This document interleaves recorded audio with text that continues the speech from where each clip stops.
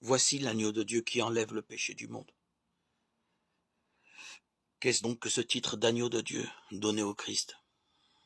Il nous faut chercher plus avant dans la Bible. L'agneau est l'animal sacrificiel dans toute son innocence.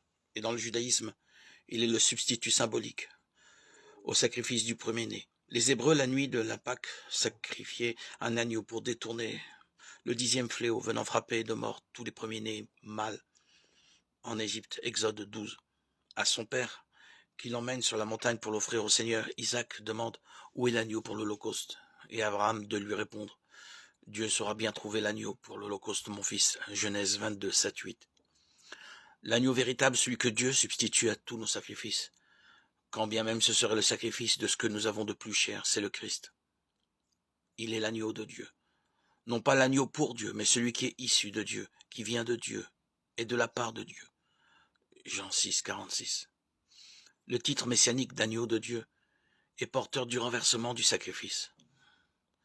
Ce n'est plus l'homme qui cherche à se concilier Dieu ou à s'attirer ses faveurs en lui faisant offrande selon la loi.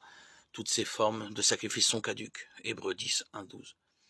Au contraire, c'est Dieu, parce qu'il a tant aimé le monde, qui donne aux hommes son Fils unique, afin que tous aient la vie par lui, par pure grâce. Jean 3, 16.